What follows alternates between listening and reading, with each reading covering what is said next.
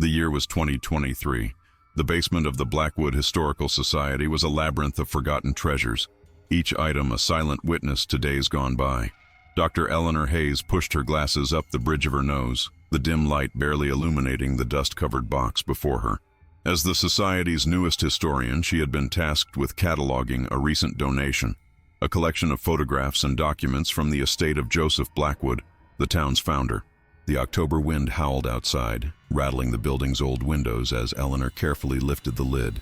The musty scent of aged paper filled her nostrils. Inside, dozens of sepia-toned photographs lay stacked together, their edges yellowed and curled with time.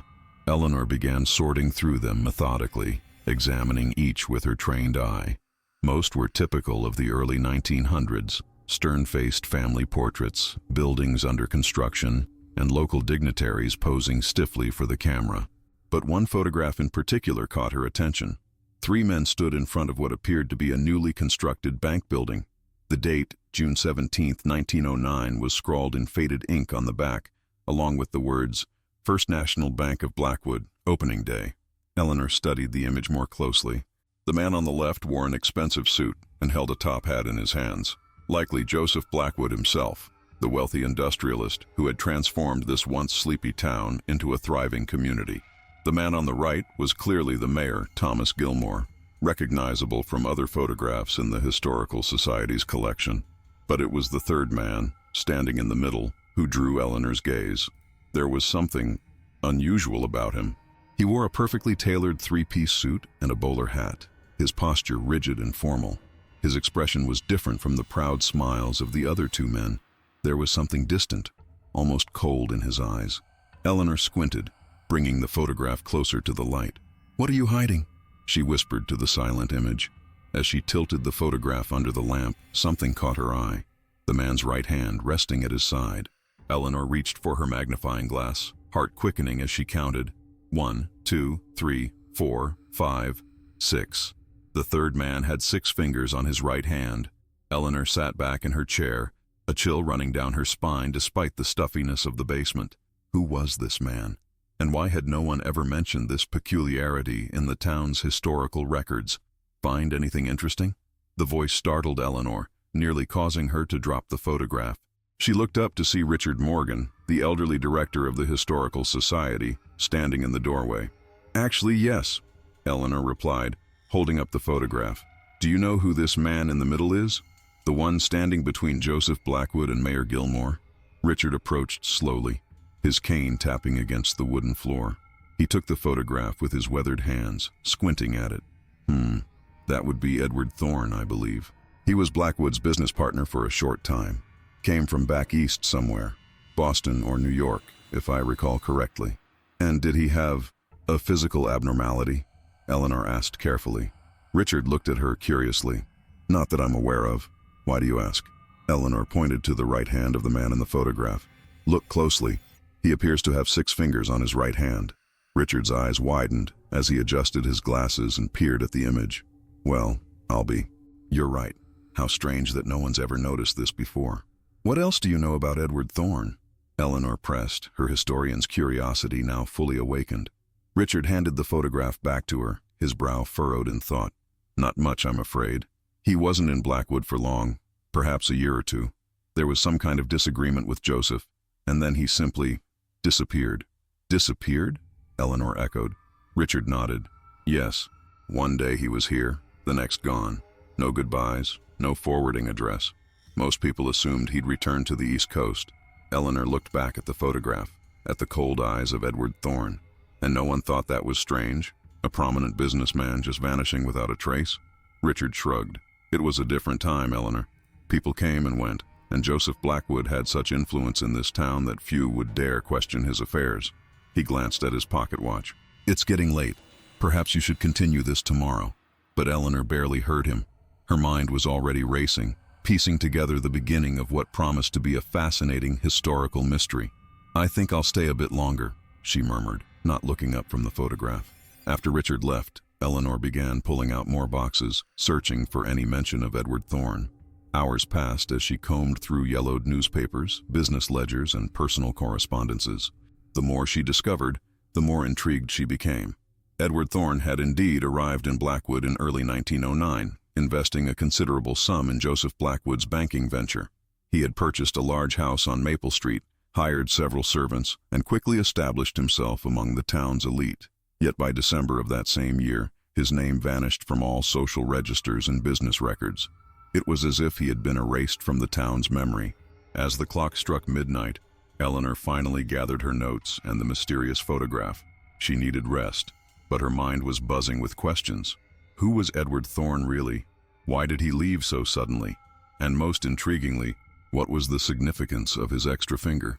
Little did Eleanor know that by uncovering this photograph, she had pulled at a thread that would unravel a century-old mystery, one that some in Blackwood would prefer remained buried in the past. The following morning, Eleanor arrived at the Historical Society earlier than usual, armed with a large coffee and a determination to learn more about Edward Thorne. The autumn sun cast long shadows through the windows as she set up her laptop and spread out her notes from the previous night. She began by scanning the photograph at high resolution, zooming in on Edward Thorne's face and peculiar hand. In the daylight, there was no doubt. The man definitely had 6 fingers on his right hand. A condition called polydactyly, Eleanor recalled from her limited medical knowledge. Uncommon, but not unheard of. But it wasn't just the extra digit that intrigued her. There was something in Thorne's expression, a knowing look that seemed to stare across time directly at her. Unlike the other men who gazed proudly at the camera, Thorne's eyes held a hint of, what? Amusement? Defiance? It was difficult to pinpoint. Eleanor's research took her deeper into the archives. She discovered that Edward Thorne had contributed a significant sum, $50,000, an enormous amount in 1909, to the establishment of the First National Bank of Blackwood. Business records showed that he and Joseph Blackwood had planned further ventures together, including a railway extension and a manufacturing plant. Yet in November 1909, something changed. Correspondence between the two men grew tense. In one letter, Blackwood accused Thorne of methods most unseemly and contrary to our agreement. Thorne's reply was missing from the records, but a subsequent letter from Blackwood referenced matters that are best left unspoken, and assurances that discretion will be maintained by all parties. By early December, Thorne's name had been removed from all bank documents. His substantial investment was returned according to the ledgers, and his role as partner dissolved. Eleanor was so engrossed in her findings that she barely noticed when Richard Morgan appeared beside her desk. "You've been busy," he observed, glancing at her scattered notes. Eleanor nodded, pushing back a strand of hair that had escaped her hasty ponytail.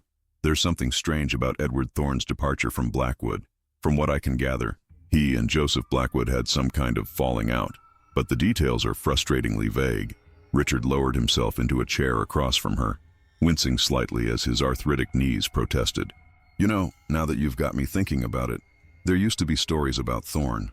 Old town gossip, the kind that fades with each generation." Eleanor leaned forward eagerly. "What kind of stories?" "Well, people said he had unusual abilities, could tell fortunes with uncanny accuracy, knew things he shouldn't have been able to know." Richard chuckled, shaking his head. "Small-town superstition, most likely. But folks back then were wary of him, despite his wealth and charm." "And the extra finger, was that ever mentioned?" Richard thought for a moment. "You know, I believe it was. Some considered it a mark of the devil, if you can imagine. Such was the thinking in those days." Eleanor tapped her pen against her notebook. "I need to find out what happened between him and Blackwood, and where Thorne went afterward. Have you checked the town newspaper archives from that period?" The Blackwood Gazette was quite thorough in its reporting, even if it was heavily influenced by Joseph Blackwood. Eleanor admitted she hadn't yet explored that resource. With Richard's help, she located the bound volumes of the Blackwood Gazette from 1909. They carefully turned the fragile pages, scanning headlines and society columns for any mention of Edward Thorne. Their persistence was rewarded when they found a small article dated December 10, 1909. The headline read, "Night Fire Claims Thorne Residence. Occupants' Whereabouts Unknown." According to the article, Edward Thorne's mansion on Maple Street had burned to the ground in the early hours of December 8th. The fire was described as most ferocious and consuming, leaving nothing but ashes and foundation stones. Most alarmingly, Edward Thorne himself had not been seen since the evening before the fire, and it was unknown whether he had perished in the blaze or left town prior to the incident. The article ended with a curious statement. "Authorities have concluded their investigation into the matter. Citizens are advised to focus their attentions on the upcoming Christmas festivities rather than engaging in unhelpful speculation. That's oddly dismissive for what sounds like a major incident, Eleanor remarked, frowning at the yellowed newspaper. Richard nodded slowly. Indeed, especially considering Thorne's prominence in the community, one would expect a more thorough investigation, or at least confirmation of his fate. Eleanor flipped through the subsequent issues of the Gazette, but found no follow-up articles about the fire or Thorne's disappearance. It was as if the incident had been deliberately forgotten. "I need to see where this house stood," Eleanor said suddenly, closing the volume. "Is Maple Street still called that today?" "Oh yes," Richard replied. "It's the affluent neighborhood just north of downtown. Beautiful Victorian homes, most of them well preserved, but I don't recall any empty lots or newer construction that would indicate a fire site." Eleanor gathered her notes and the precious photograph. "Would you mind if I took the afternoon to investigate this further? I can't shake the feeling that there's something important here." Richard smiled at her enthusiasm. "By all means. Historical research is like detective work. You must follow where the evidence leads. Just be sure to document everything carefully." With Richard's blessing, Eleanor left the Historical Society and drove her modest sedan toward Maple Street.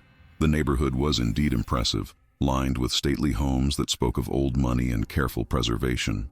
Massive oak and maple trees, now resplendent in their autumn colors, formed a canopy over the wide street. Eleanor drove slowly, trying to imagine which property might have belonged to Edward Thorne. According to old town maps she had consulted, his residence had stood at 217 Maple Street. When she reached that address, she was surprised to find not an empty lot or newer home, but one of the street's most impressive Victorian mansions. She parked across the street and stared at the house in confusion. The three-story structure, with its ornate gingerbread trim and wraparound porch, looked to be original to the early 1900s. How could this be the site of a devastating fire that had reportedly reduced Thorne's home to ashes?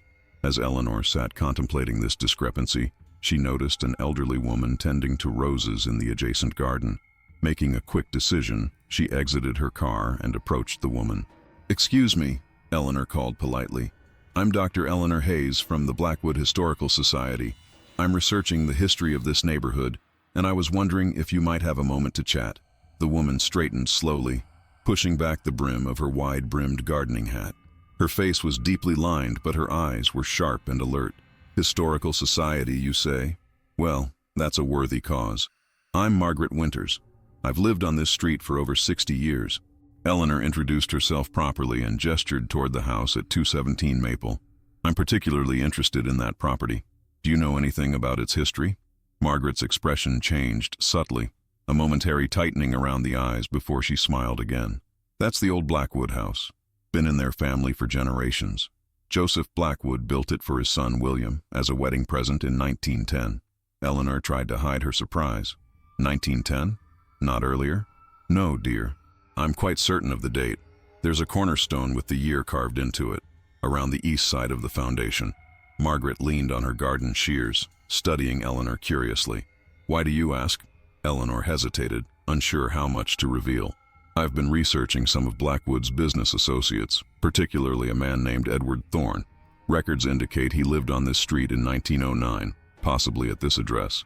At the mention of Thorne's name, Margaret's demeanor changed dramatically. The gardening shears in her hands clattered to the ground, and her face paled. "Where did you hear that name?" she asked, her voice barely above a whisper. Alarmed by the woman's reaction, Eleanor moved closer. "Are you all right, Mrs. Winters? Should I call someone?"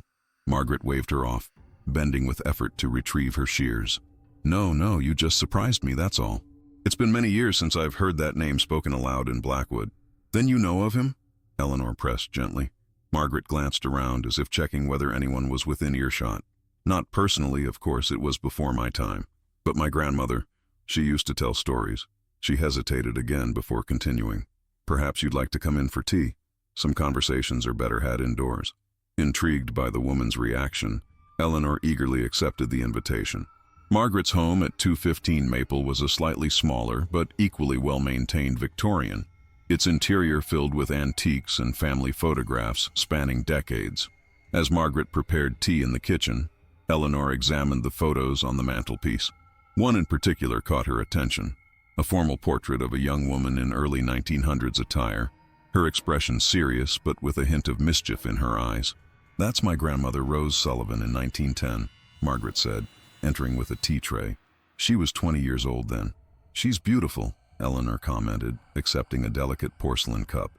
"And she knew Edward Thorne?" Margaret settled into a wing-back chair, her hands slightly trembling as she lifted her own cup. "She worked in his household as a parlor maid for several months in 1909. It was her first position after arriving from Ireland." Eleanor could hardly contain her excitement at this direct connection to the mysterious Thorne. "What did she tell you about him?" Margaret took a slow sip of tea, her eyes distant with memory. "Grandmother described him as a gentleman of refined tastes and unusual habits. He was unfailingly polite to the staff, which was not always the case with wealthy employers in those days. But there was something unsettling about him." "In what way?" Eleanor prompted. "He kept odd hours, often working through the night in his study. Staff were strictly forbidden from entering certain rooms of the house without his express permission, and he would sometimes disappear for days without explanation." Margaret set down her cup with a faint clink. "And yes," she mentioned his hand, the extra finger. "The other servants whispered about it, believed it to be a sign of something unnatural." Eleanor nodded encouragingly. "Did she ever mention a conflict between Thorne and Joseph Blackwood?" Margaret's expression darkened. "Indeed. According to my grandmother, there was a terrible argument between them in early December 1909. She couldn't hear what was said, but afterward, Thorne summoned all the staff and informed them their employment was terminated, with generous severance pay. He instructed them to leave the house immediately and not return under any circumstances." "And the fire?" Eleanor asked. "The newspaper reported his house burned down that night." Margaret leaned forward, lowering her voice despite there being no one else present. "That's the strange part. My grandmother insisted there was no fire, at least not one that destroyed the house. She said that 3 days after she and the other staff were dismissed, she passed by the house and it was perfectly intact. Yet the whole town was talking about the tragic fire that had supposedly claimed the Thorne mansion." Eleanor's mind raced with implications. "So the story of the fire was fabricated?" Grandmother believed so. She tried to tell people what she'd seen, but no one would listen. Joseph Blackwood's version of events was the only one that mattered in this town. Margaret paused, twisting a ring on her finger nervously. Shortly after, William Blackwood, Joseph's son, began construction of his new home on the very same property. "On the foundation of Thorne's house?" Eleanor asked, pieces starting to fall into place. Grandmother always maintained that it was the same house, Thorne's house, merely redecorated and claimed by the Blackwoods. But she was just a young Irish immigrant. Who would take her word over that of the most powerful family in town? Eleanor sat back, absorbing this revelation. "And Edward Thorne himself? Did your grandmother have any idea what happened to him?" Margaret shook her head slowly. She never saw him again after that final day. But she hesitated, looking uncertain. "Please, Mrs. Winters, anything you could share would be invaluable to my research." Margaret sighed. There was something she told me on her deathbed, something she'd never spoken of before. She claimed that on the night before the supposed fire, she'd returned to the house, concerned about some personal items she'd left behind. She said she saw Joseph Blackwood and several men entering Thorne's study. There were sounds of a struggle and then silence. A chill ran down Eleanor's spine. "Are you suggesting—" "I'm not suggesting anything, Dr. Hayes," Margaret interrupted firmly. "I'm simply telling you what my grandmother believed. Whether Edward Thorne left Blackwood voluntarily or otherwise is not for me to say." The grandfather clock in the corner chimed 4 times, startling both women. Eleanor realized she had stayed much longer than intended. "Thank you for the tea and conversation, Mrs. Winters. You've given me a great deal to think about." Eleanor hesitated, then asked, "Would it be possible for me to see your grandmother's belongings? Any letters or diaries she might have kept from that time?" Margaret considered the request. "I have some of her things in the attic. Most of her papers were lost over the years, but there might be something. Why don't you come back tomorrow afternoon? I'll see what I can find." Agreeing to return the next day, Eleanor thanked Margaret again and took her leave. As she walked back to her car, she glanced once more at 217 Maple Street, the house that, according to Margaret's grandmother, had once belonged to Edward Thorne. What secrets lay behind those elegant walls? And what had really happened to the man with 6 fingers? Back at her apartment that evening, Eleanor spread her research materials across her dining table. The high-resolution scan of the photograph seemed to mock her with its secrets, Edward Thorne's cold eyes staring out from the past. She traced the outline of his six-fingered hand with her finger, wondering what other anomalies might be hidden in this century-old mystery.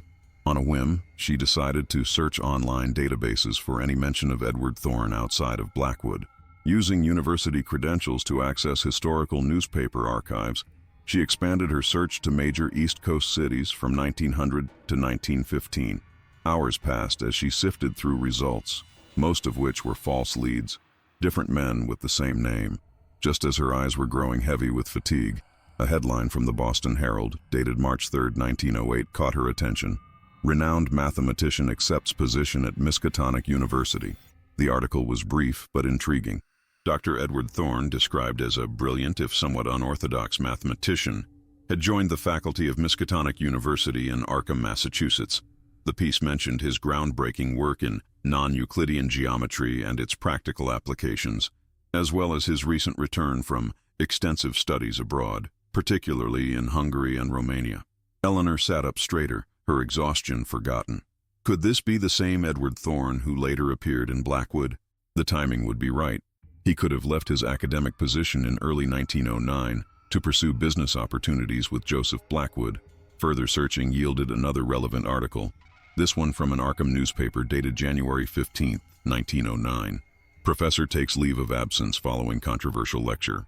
According to the article, Dr. Edward Thorne had requested an immediate sabbatical after delivering a lecture that had disturbed many in attendance with its unsettling implications regarding the nature of reality and dimensions beyond ordinary perception.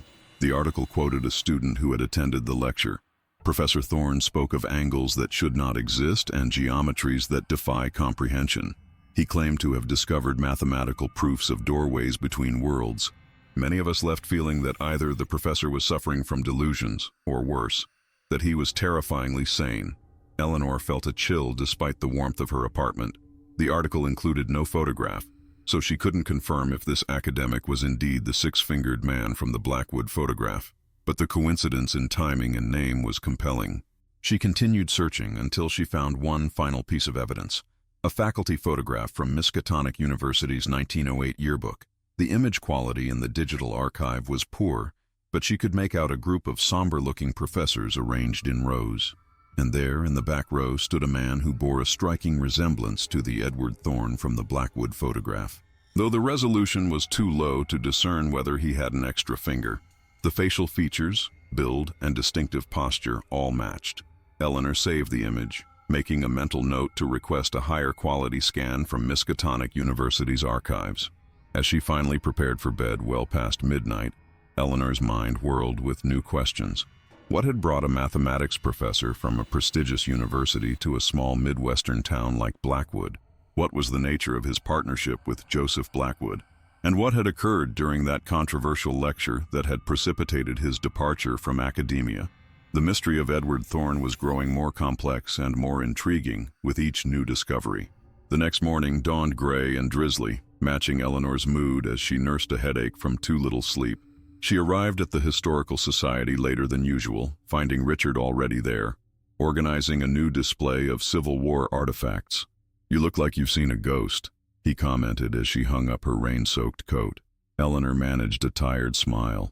"Not yet, but I'm beginning to feel like I'm chasing one. I had an interesting conversation yesterday with Margaret Winters on Maple Street." She recounted her visit with Margaret and the story of Rose Sullivan, carefully watching Richard's reaction. The elderly historian's expression remained neutral, but she noticed his hands had stilled on the display case. "That's quite a tale," he said finally. "But you should be cautious, Eleanor.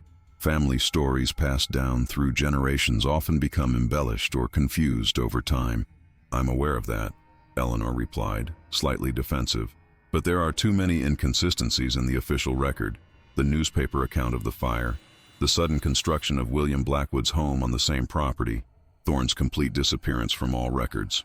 She hesitated before adding, "And I found evidence that Edward Thorne may have been a mathematics professor at Miskatonic University before coming to Blackwood." At this, Richard's eyebrows rose. "Miskatonic? That's unexpected.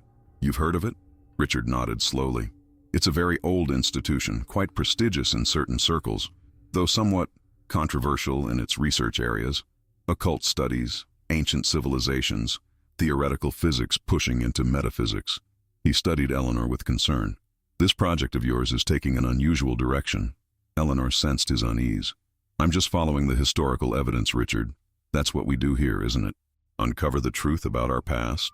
"Of course," he agreed, a bit too quickly. "But some truths, once uncovered, can be difficult to reconcile with our understanding of the world. Just proceed with caution. That's all I ask." His cryptic warning only fueled Eleanor's determination. After helping Richard with the display for an hour, she excused herself to return to her research.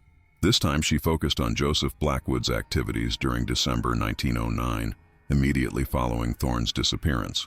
The Blackwood Gazette Society pages revealed that Joseph had taken an unexpected trip to Europe in mid-December, returning in February 1910. His son William had become engaged during his absence, and construction on the Maple Street house had begun immediately upon Joseph's return. Eleanor also discovered that Joseph had made significant donations to the local police department and courthouse in January 1910, funding a new wing for the latter that bore his name. Such generosity was not unusual for a man of his wealth and standing, but the timing struck Eleanor as convenient, perhaps ensuring local authorities wouldn't question the official narrative surrounding Edward Thorne's disappearance. Around noon, Eleanor received a call from Margaret Winters. The elderly woman had found a small leather-bound journal belonging to her grandmother, Rose Sullivan, covering the period from April 1909 to January 1910. She invited Eleanor to come examine it that afternoon. Heart racing with anticipation, Eleanor drove through the persistent drizzle to Maple Street. Margaret welcomed her with hot tea and led her to a cozy study where the journal lay on a polished desk. "I've only skimmed it," Margaret explained, "but there are several entries about her time in the Thorne household. Her handwriting can be difficult to decipher at times. English was not her first language, and she had limited formal education." Eleanor carefully opened the small book, its leather binding cracked with age. The pages were filled with a cramped, slanting script, some entries longer than others. She began reading, occasionally asking Margaret for help with particularly challenging passages. Rose Sullivan's early entries described her excitement at securing employment in such a grand house, her impressions of Blackwood as a growing town full of opportunity, and her initial thoughts about her employer. "Mr. Thorne is most particular, but not unkind. His requirements are exacting, but his compensation fair. The other girls whisper about his hand in strange hours, but I find him a gentleman of learning and manners, if somewhat distant in his dealings with us." As spring turned to summer in the journal's pages, Rose wrote more about the unusual aspects of working in the Thorne household. "Today I was instructed never to enter the east wing of the third floor without express permission. Mr. Jenkins, the butler, says those rooms contain Mr. Thorne's laboratory and private study, where he conducts his scientific work. Strange sounds emerge sometimes, hums and vibrations that make the chandelier crystals tremble. Last night, lights of unusual colors flickered in the windows until dawn." In August, Rose recorded her first direct interaction with Joseph Blackwood. "Mr. Blackwood visited again today, the third time this week.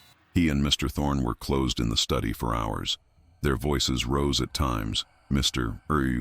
Blackwood seems displeased with something. Later, I overheard him tell Mr. Thorne, 'Your theories are sound, but the application is too dangerous.'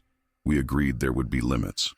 Mr. Thorne replied, "The only limit is your imagination, Joseph. The potential is beyond calculation." Eleanor exchanged a glance with Margaret. "It sounds like their partnership involved more than just banking and real estate." Margaret nodded. Grandmother never knew exactly what Mr.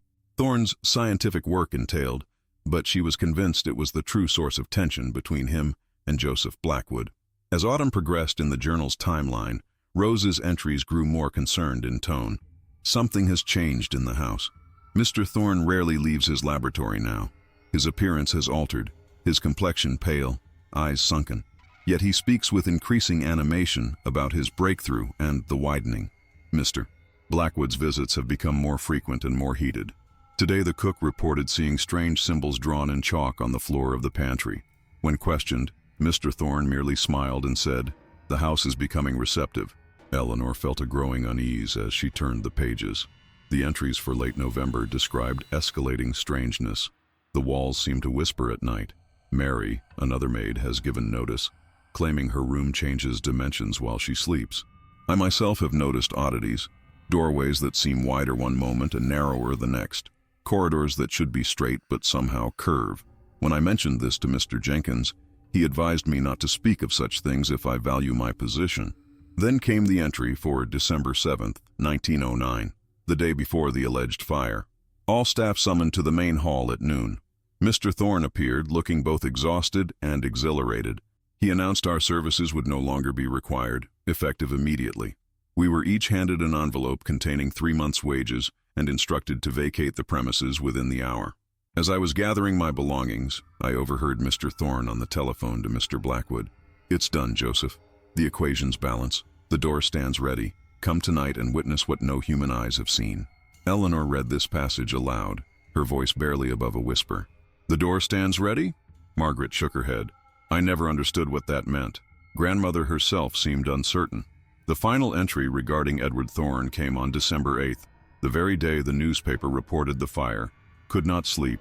Returned to Maple Street near midnight, drawn by concern and curiosity. Noticed several automobiles parked nearby. Recognized Mr. Blackwood's Packard. House was ablaze with lights but no sign of fire. Concealed myself in the garden and witnessed Mr. Blackwood arrive with 5 men, all carrying what appeared to be weapons beneath their coats. They entered through the side door. After some time, heard a terrible sound.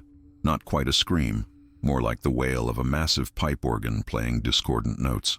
Then a flash of purple-white light from all windows simultaneously, so bright it temporarily blinded me. When my vision cleared, the house stood dark and silent. Waited nearly an hour, but no one emerged. As dawn approached, saw Mr. Blackwood and only 3 men exit. They appeared shaken, one bleeding from the face. Overheard Mr. Blackwood say, "Seal it, brick it up. No one enters that room again." They departed in great haste. Later today, town crier announced tragic fire at the Thorne residence. But I saw the house with my own eyes, untouched by flames, standing as always.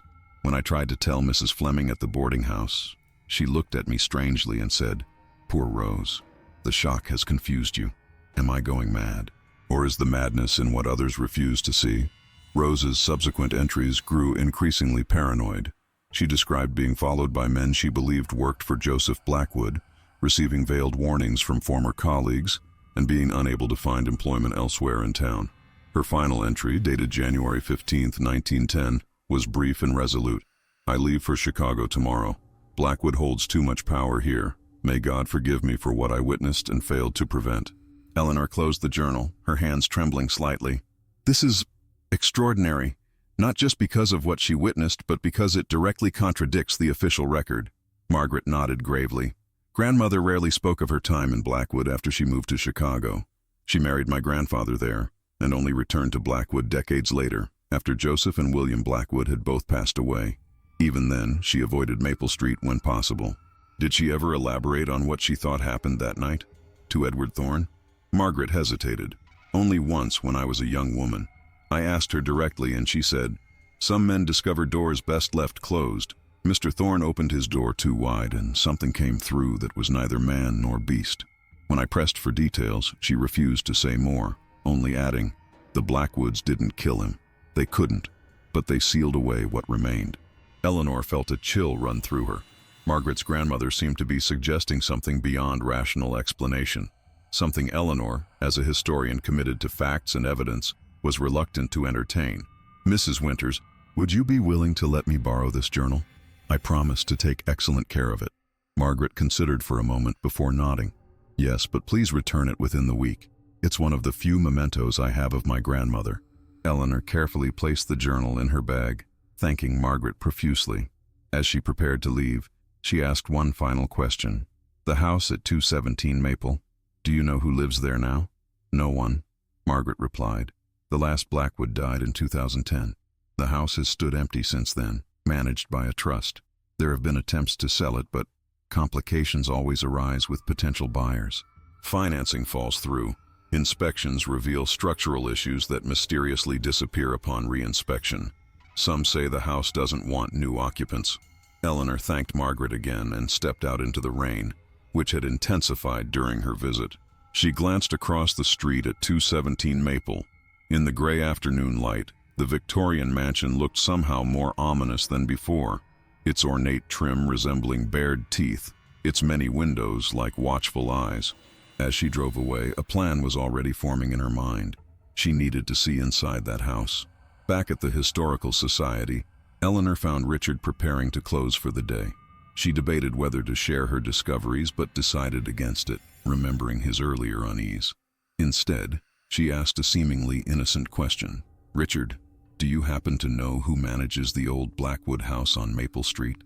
I'm interested in the architectural details for my research." Richard looked up from his ledger, his expression guarded. "That would be Davis & Son Real Estate. Harold Davis is the trustee for the Blackwood estate. Why do you ask?" "Just professional curiosity," Eleanor replied lightly. "The house represents a significant period in our town's development. I'd love to document the interior." Richard studied her for a moment. "Be careful, Eleanor. Old houses have a way of keeping their secrets close. Sometimes that's for the best." His cryptic warning only strengthened her resolve. After leaving the Historical Society, Eleanor drove directly to Davis & Son Real Estate, arriving just before their closing time. The receptionist was reluctant to disturb Harold Davis so late in the day, but Eleanor's credentials as a historian eventually gained her admission to his office. Harold Davis was a portly man in his 60s, with thinning hair and thick glasses. He greeted Eleanor cordially, but became visibly nervous when she mentioned 217 Maple Street. "The Blackwood house? Yes, I manage the property, but I'm afraid it's not available for tours or research purposes. The terms of the trust are quite specific." "I understand," Eleanor said, adopting her most professional tone. "But as Blackwood's official historian, I'm documenting significant historical properties for our town's bicentennial next year. The Blackwood house is arguably our most important architectural landmark." Davis shifted uncomfortably in his chair. "While I appreciate the historical significance, the house has some structural issues at present. Insurance won't allow visitors until those are addressed." "What kind of structural issues?" Eleanor pressed. "Subsidence in the east wing, some electrical concerns," Davis replied vaguely. "Nothing that can't be fixed, but the trust's funds are limited, and the repairs have been challenging." Eleanor decided to take a risk. "Mr. Davis, I've recently uncovered evidence suggesting the house may have originally belonged to Edward Thorne, not the Blackwood family." The effect of her words was immediate and dramatic. Davis's face paled, and he knocked over a pen holder on his desk, sending pens clattering to the floor. As he bent to retrieve them, Eleanor noticed his hands were shaking. That's an absurd claim," he stammered. "The house was built by William Blackwood in 1910. There are records, building permits." "Are there?" Eleanor interrupted gently. "Because I've found newspaper accounts of a fire destroying Edward Thorne's residence at that same address in December 1909. Yet eyewitness testimony suggests no such fire occurred, and that the Blackwood simply took possession of Thorne's house after his disappearance." Davis straightened in his chair, his expression hardening. "Dr. Hayes, I don't know what kind of conspiracy theory you're pursuing, but I can assure you the provenance of the Blackwood house is well established. Now, if you'll excuse me, I have another appointment." It was a clear dismissal, but Eleanor had one more card to play. "I understand your position, Mr. Davis. I just thought you should know that I'll be publishing my findings next month in the Journal of Midwestern Historical Studies. Of course, I'd prefer to verify certain details with a personal inspection of the property before going to print."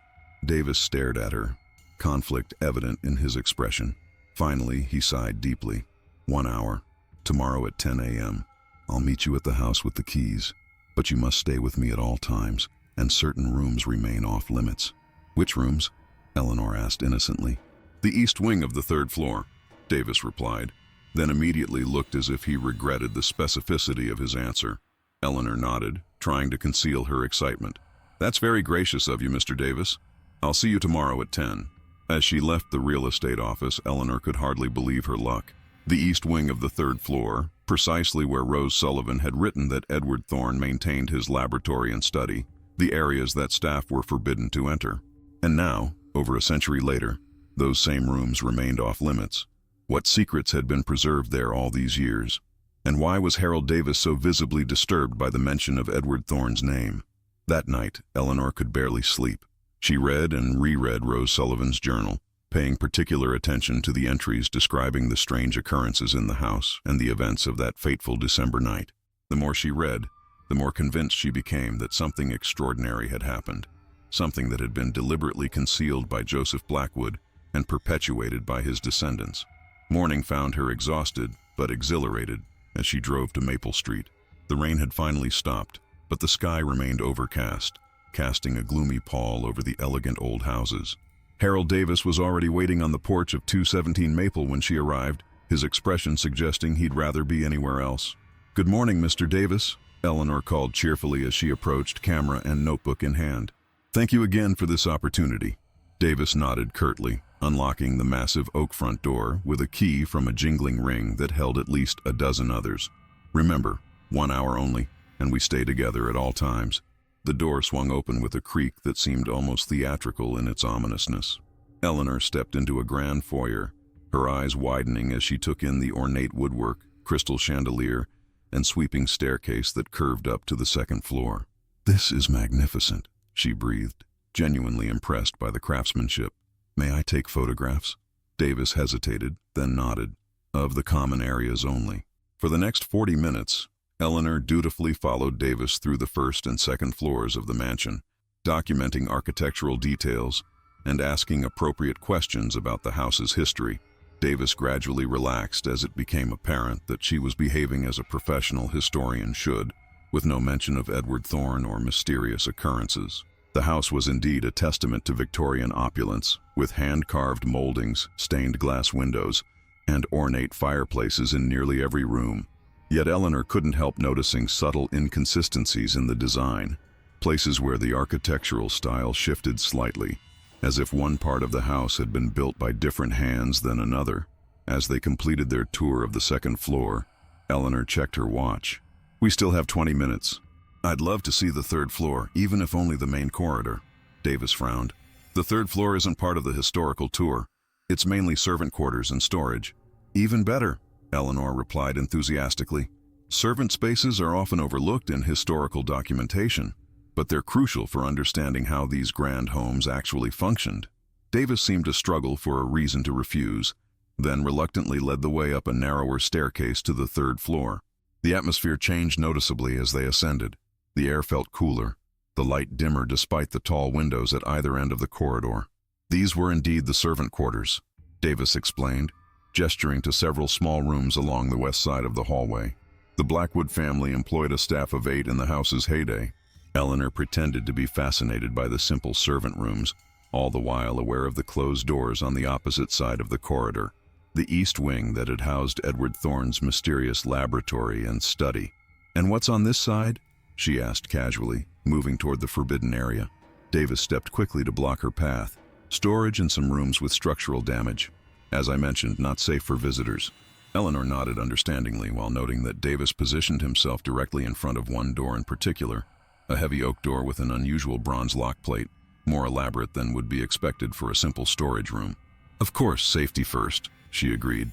Then, pointing to a water stain on the ceiling near Davis, she asked, "Is that part of the structural issue you mentioned?"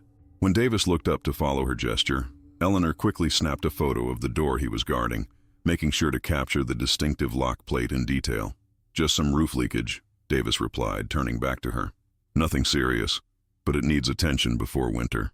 He checked his watch pointedly. "We should head back downstairs. Your hour is nearly up." As they descended to the first floor, Eleanor's mind raced. She needed to find a way to access that east wing, to see what lay behind that elaborate door. But how? At the front entrance, she thanked Davis sincerely for the tour while making a show of reviewing her notes. "This has been incredibly helpful. Just one last question. Are there floor plans of the house in the public record? For my article, it would be useful to include the original layout." Davis shook his head. "No public plans exist. The original blueprints are held by the trust, for security reasons." Eleanor nodded, unsurprised. "I understand. Thank you again for your time." As Davis locked the front door, Eleanor noticed something she had missed on arrival, a small symbol carved into the doorframe, just above eye level. It resembled an elongated figure 8, or perhaps an infinity symbol, but with an unusual third loop intersecting the others.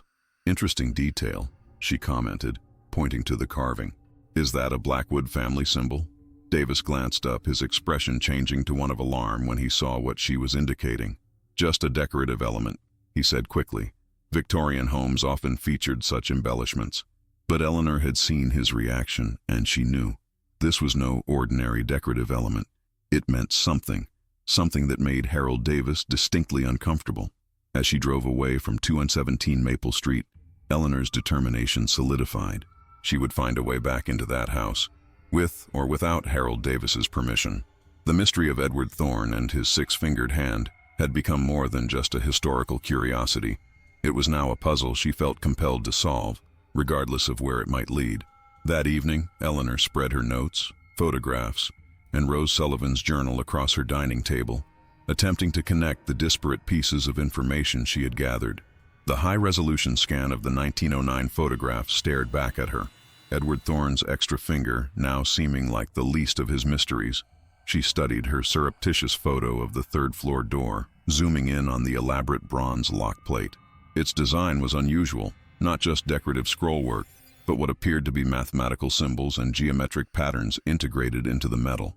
It looked more like something from a university mathematics department than a Victorian home. On impulse, Eleanor searched online for non-Euclidean geometry symbols and was startled to find several patterns similar to those on the lock plate.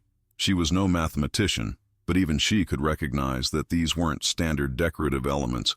They were advanced mathematical notations, precisely the field that Professor Edward Thorne had specialized in at Miskatonic University. The symbol from the front door frame, the modified infinity sign, also appeared in her search results, identified as a theoretical representation of intersecting planes of existence in some obscure mathematical papers from the early 1900s. Eleanor sat back, running her hands through her hair in frustration. She was venturing into areas far outside her expertise as a historian. What she needed was someone who understood these mathematical concepts, someone who could make sense of the symbols she had found. After some hesitation, she composed an email to the mathematics department at Miskatonic University, explaining that she was researching a former faculty member, Dr. Edward Thorne, and had discovered some mathematical symbols she couldn't identify. She attached the photos of the lock plate and doorframe carving, careful not to reveal too much about the context of her research. With that done, Eleanor turned her attention to finding a way back into the Blackwood house. The direct approach had gotten her as far as it could. Now she would need to be more creative. She remembered Margaret Winters mentioning that the house had stood empty since 2010. Empty houses, even well-maintained ones, required regular inspections and maintenance. Perhaps there was a schedule, a predictable time when the house would be accessed by caretakers. The next morning, Eleanor positioned herself in a coffee shop across from Maple Street, where she could observe the Blackwood house while appearing to work on her laptop. For 3 hours, nothing happened. Then, just before noon, a van from Blackwood Heritage Properties Maintenance pulled up, and 2 men in uniforms entered the house with tool bags and cleaning supplies. Eleanor watched as they moved methodically through the house, occasionally visible through windows as they checked systems and dusted surfaces. They remained for approximately 90 minutes before departing. Over the next 3 days, Eleanor maintained her surveillance, establishing that the maintenance crew followed a regular schedule, Tuesdays and Fridays, always arriving around 11:30 a.m. and departing by 1 p.m. They always entered through the front door, presumably with keys provided by Davis & Son Real Estate. On Friday, Eleanor arrived at her observation post early, planning merely to confirm the pattern she had identified. To her surprise, her email notification chimed with a response from Miskatonic University. It was from Dr. Nathaniel Armitage, chair of the mathematics department. Dr. Hayes, your inquiry about Edward Thorne has caused quite a stir among our senior faculty. Thorne's tenure here, though brief, is remembered in departmental lore. The symbols you've shared are indeed mathematical in nature, but of a very specialized and controversial type. They appear to be related to Thorne's work on what he termed transdimensional geometries, theoretical mathematical constructs that he claimed could describe and potentially access spaces outside conventional three-dimensional reality. The circular symbol with 3 interconnected loops represents what Thorne called a confluence point, where multiple dimensional planes intersect.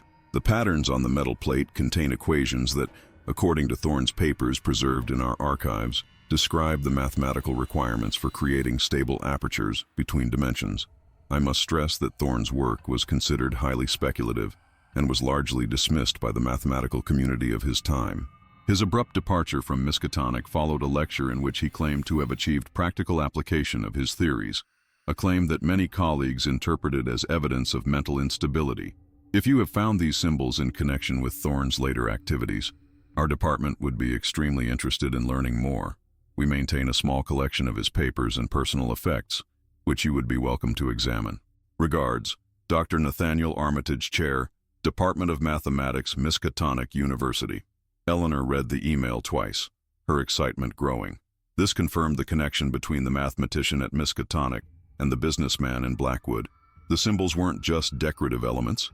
They were mathematical formulas related to Thorne's controversial research on dimensional apertures. As she contemplated this revelation, the maintenance van pulled up to the Blackwood house right on schedule.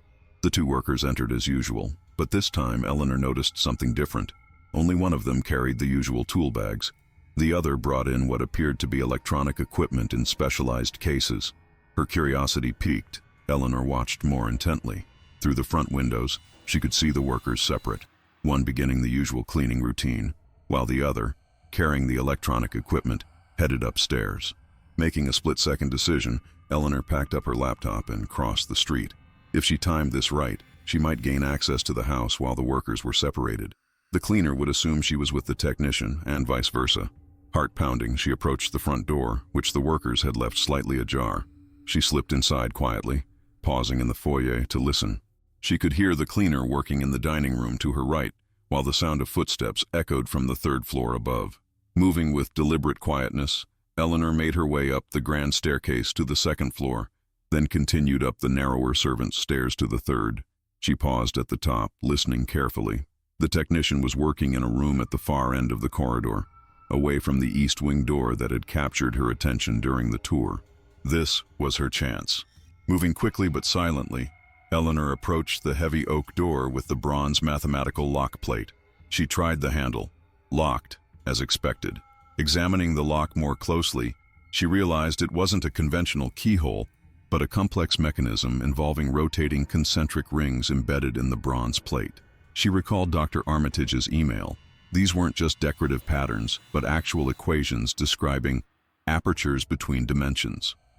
Could the lock mechanism itself be mathematical in nature? A puzzle requiring the correct sequence or alignment? Carefully, Eleanor traced the patterns with her finger, trying to discern any movable parts. To her surprise, the outermost ring shifted slightly under her touch. Encouraged, she rotated it cautiously until a small click indicated it had locked into a new position. The middle ring now moved freely, and she adjusted it similarly, guided by the mathematical symbols that seemed to suggest a specific alignment. As she rotated the final, innermost ring, the entire lock plate reconfigured itself with a series of soft clicks, the symbols realigning into a new pattern that somehow looked more harmonious, more complete. A final, louder click indicated that the mechanism had unlocked. Holding her breath, Eleanor turned the handle. The heavy door swung open silently on well-oiled hinges, revealing a space beyond that made her gasp involuntarily. She had expected a laboratory or study, perhaps filled with outdated scientific equipment and books. Instead, she found herself looking into what appeared to be a perfectly preserved Victorian sitting room, elegantly furnished with pieces that would have been fashionable in 1909. A Persian carpet covered the floor, oil lamps stood ready on side tables, and a settee upholstered in burgundy velvet faced a marble fireplace. Most strikingly, the room showed no signs of age or neglect. No dust covered the surfaces, no fading affected the fabrics. It looked as if it had been prepared for visitors expected at any moment. Stepping cautiously inside, Eleanor closed the door behind her, her historian's mind racing to process what she was seeing. This room hadn't just been preserved, it seemed to exist in a state of suspension, as if time had stopped here in 1909. Bookshelves lined one wall, filled with scientific texts and mathematical treatises, many in languages Eleanor didn't recognize. On a writing desk by the window lay an open notebook, a fountain pen placed precisely beside it as if the writer had just stepped away momentarily. Eleanor approached the desk, drawn by the notebook. The open pages contained dense mathematical formulas and diagrams, handwritten in a precise, elegant script. Though she couldn't understand the mathematics, she recognized the same symbols that had appeared on the lock plate and doorframe. Beside the notebook sat a framed photograph, the same image Eleanor had found in the Historical Society's archives, showing Joseph Blackwood, Mayor Gilmore, and Edward Thorne in front of the First National Bank. But this copy was different in one crucial detail. Thorne's right hand, with its 6 fingers clearly visible, was circled in red ink. As Eleanor studied the room, she became aware of a subtle peculiarity in its dimensions. The walls seemed perfectly straight, the corners precisely square, yet something felt off. The room appeared larger inside than should have been possible given the exterior dimensions of the house.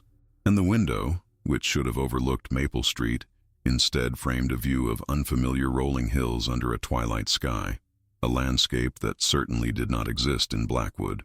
A door on the far side of the sitting room stood partially open, revealing another room beyond. Despite growing unease, Eleanor's curiosity compelled her forward. She moved through the doorway into what was clearly Edward Thorne's laboratory. This room defied conventional description.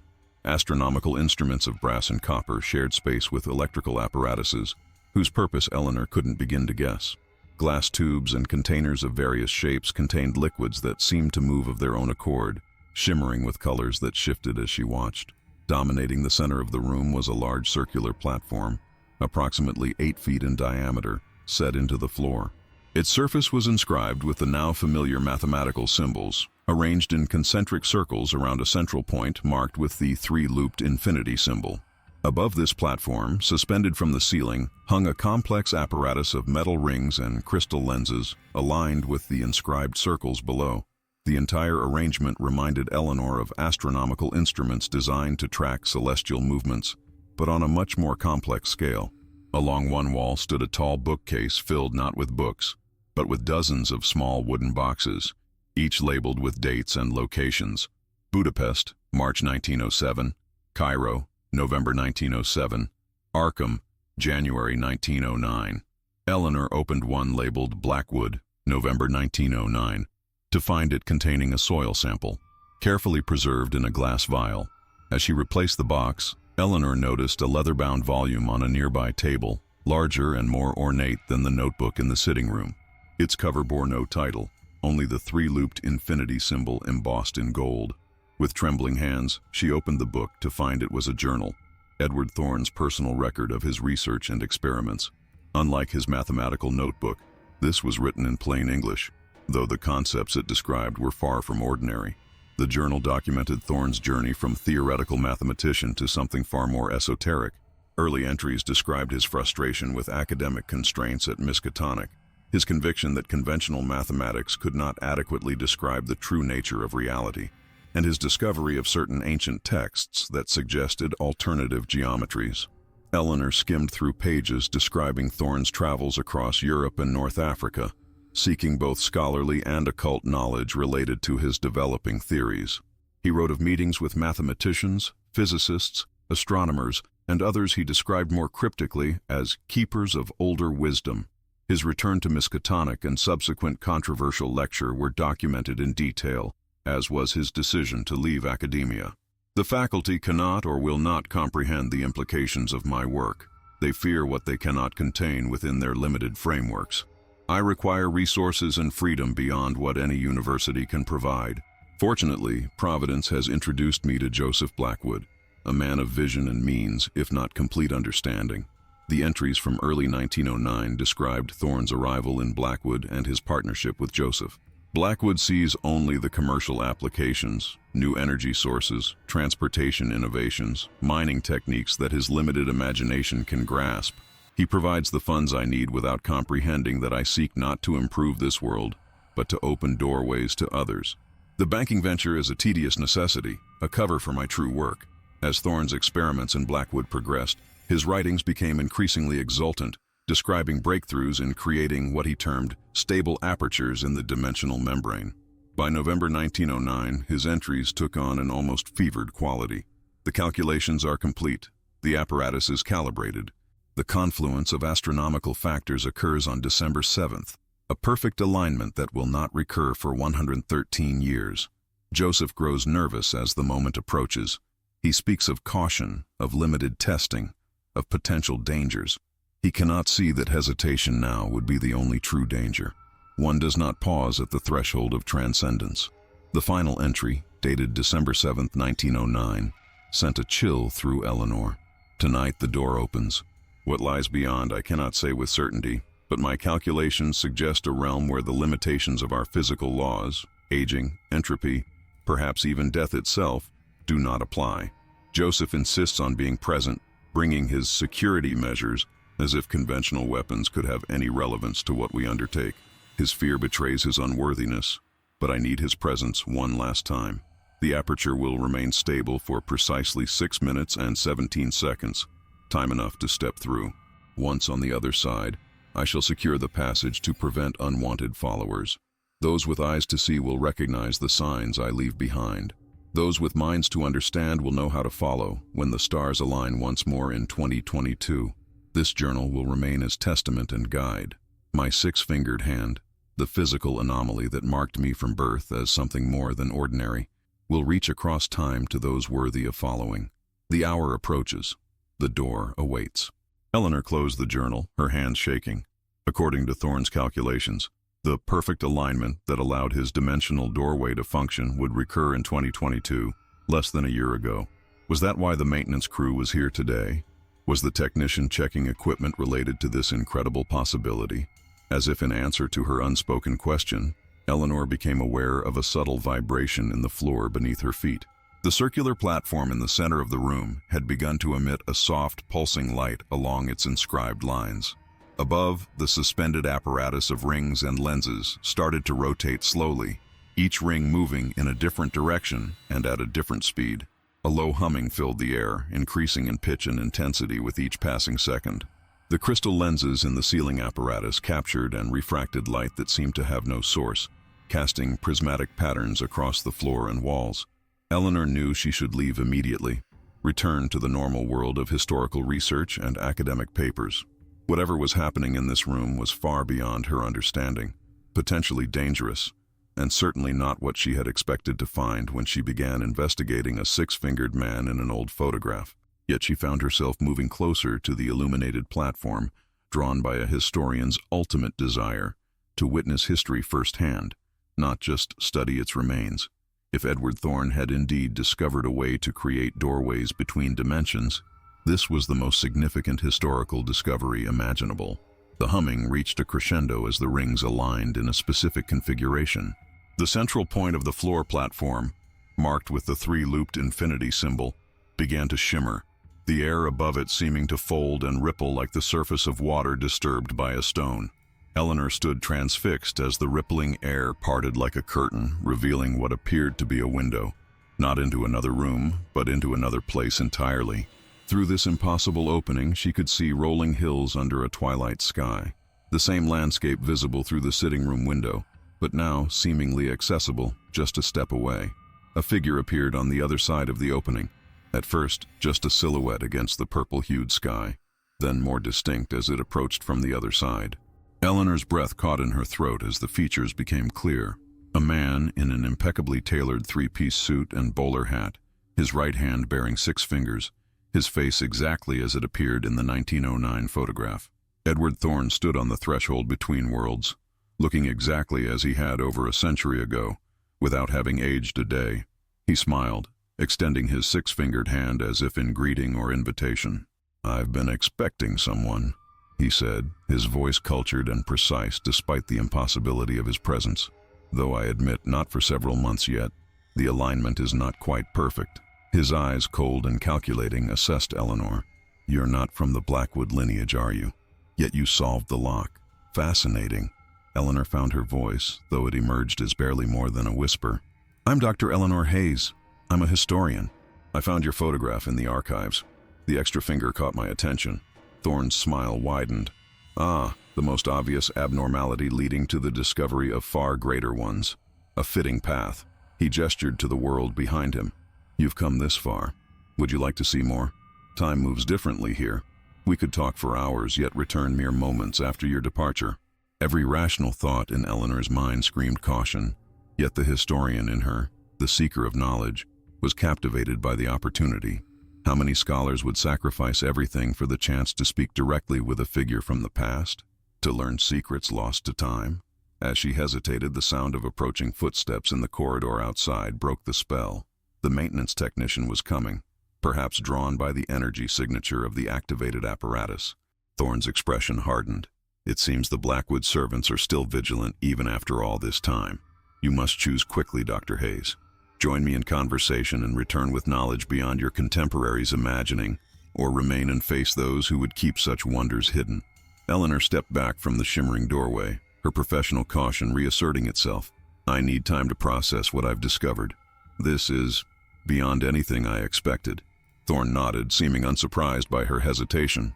Time is one luxury I have in abundance. The door will open again when the alignment is perfect. December 7th, 2022, to be precise.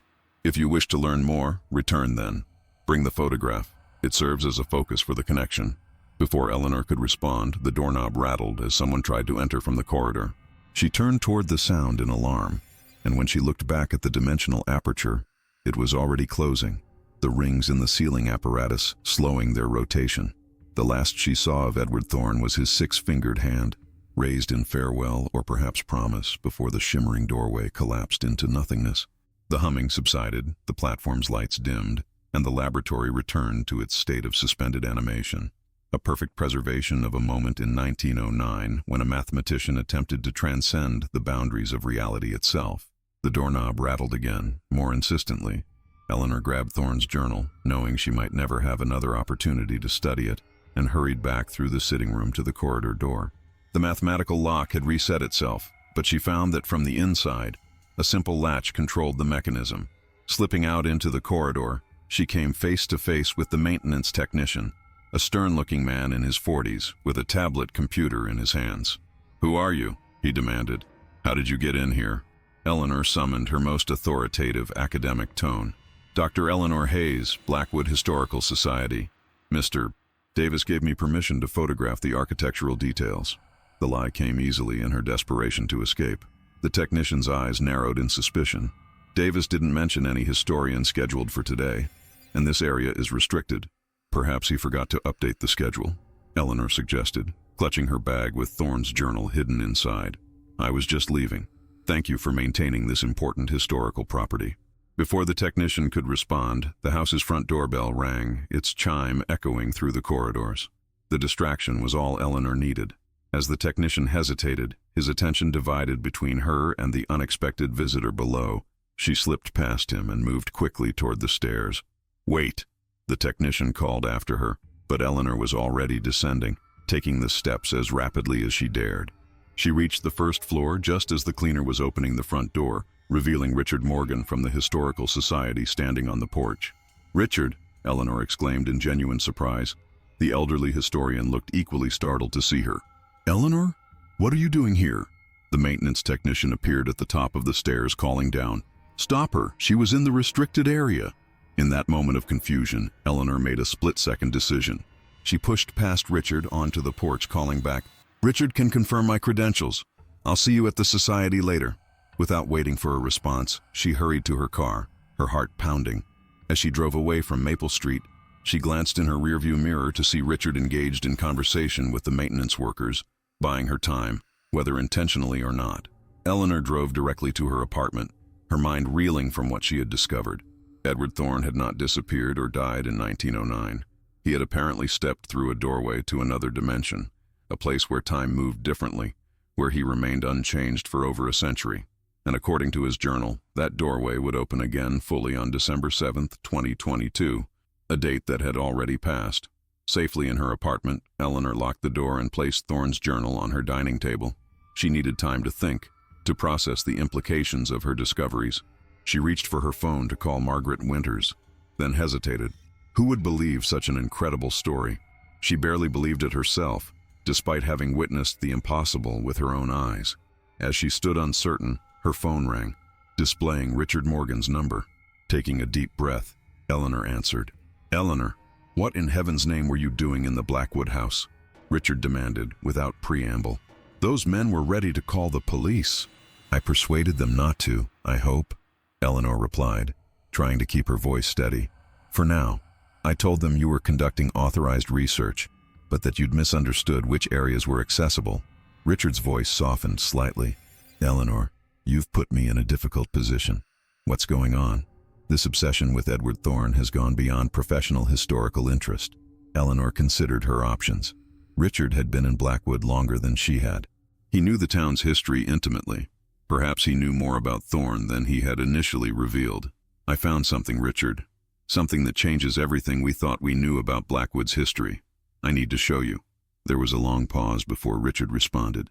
"Meet me at the Historical Society in 1 hour. Come through the back entrance. I don't want those maintenance men seeing you if they decide to check on your story." Eleanor agreed, then spent the next 45 minutes photographing every page of Thorne's journal. Whatever happened next, she wanted a backup of this extraordinary document. She transferred the images to a secure cloud storage account, then carefully placed the journal in her bag. The Historical Society was quiet when Eleanor arrived through the rear entrance. Richard was waiting in his office, his expression grave. "Sit down, Eleanor," he said, gesturing to a chair. "Before you show me whatever you found, there's something I need to tell you." Eleanor sat, clutching her bag protectively.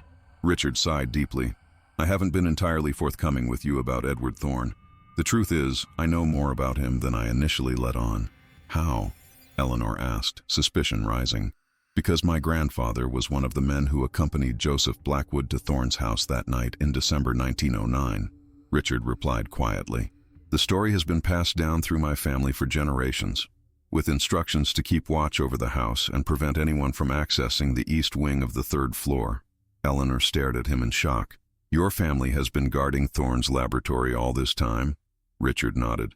"The responsibility passed from my grandfather to my father, and then to me. The Blackwood family trusted us with the truth, or at least part of it." "And what is that truth, Richard?"